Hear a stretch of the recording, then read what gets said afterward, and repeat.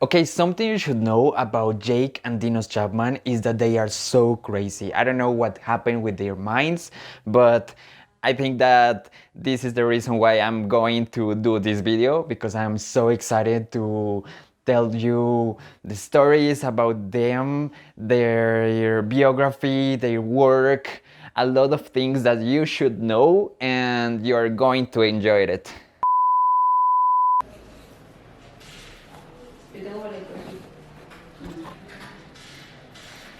Hi. Okay, they are English brothers and conceptual artists known as the Chapman brothers. They became important as a part of the young British artist movement created by Charles Saatchi. Okay, their work is based mainly on controversy, where the death, sex, Nazism, or childhood are some of the favorite themes of the Chapmans. They have defined their work as a bad art for bad people. That's so cool. And they are often referred to as the bad boys of the English art. Their art is a reflection of the circumstances, and if we follow the precepts or realism, they are also interpretation of what is in front of them. Okay, Dinos Chapman was born in 1962 in Constantinus, and her brother was born 4 years later in Cheltenham. They worked as assistants to another well-known British artist couple, Gilbert and George. However, despite this connection, the two groups of artists work in clearly different styles. At the beginning of the 90s, a movement called Young British Artists emerged, promoted by Carlos Saatchi, an art collector and founder of the gallery that bears his surname. This wave became famous because it showed the art, work, and vision of a group of young contemporary artists. At the present, his works can be found in the collections of Museum of Modern Art in New York, the Tate Gallery in London, the Herscher Sculpture Garden and Museum in Washington, D.C., and the Walker Arts Center in Minneapolis, among others.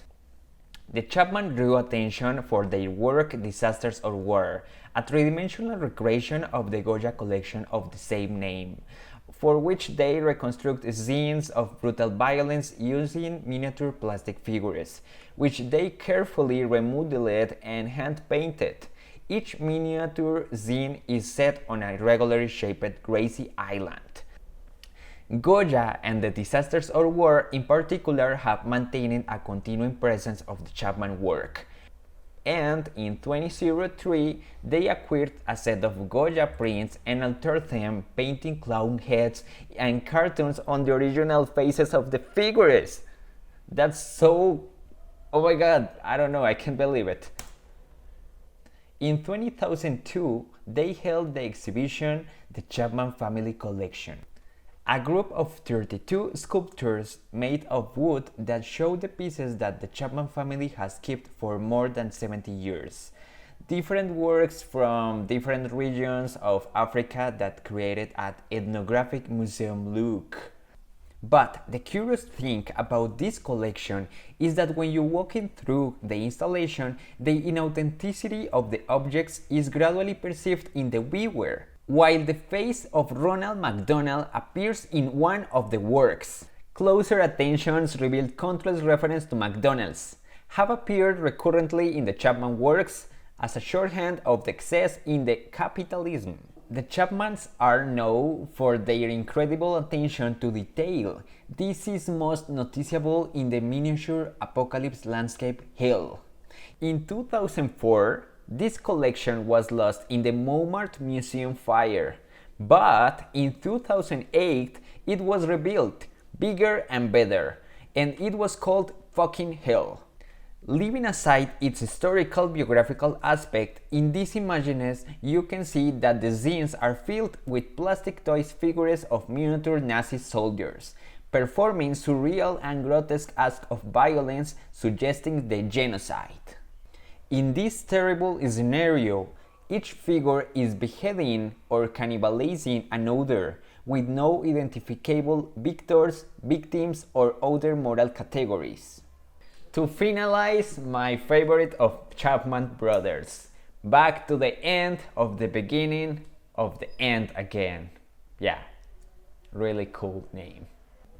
They show in this exhibition a summary of the 20th century as a representation of the legacy of the industrialization and the industrial genocide. All the elements are located as a part of the same narrative that contrasts hippie and happy symbols but also extremist and white supremacist. The confusion of these elements is the central point of this work. The interesting thing behind the reason for Jake and Dinos Chapman is to upset a point that states that the construction of the humanity and the world by humans themselves is in fact a fascist dream, showing that we are not very different from the Nazis in their quest to protect species, nature, and recycle in the most horrible way possible, when these are still our idealisms today. This notion that we can perfect ourselves, or I don't know, that the work of art is idealizations of beauty, are proof of this. Jake and Dinos Chapman certainly don't believe in this progress. And I don't know, I think that maybe they are right.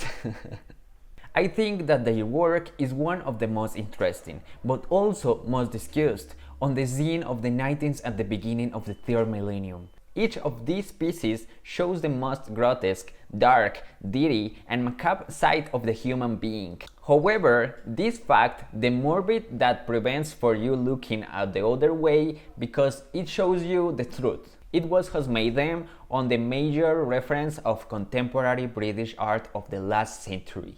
That's a truth. Something wonderful about the Chapman brothers is that they have a web. That's great because you can watch everything about their work and it's free.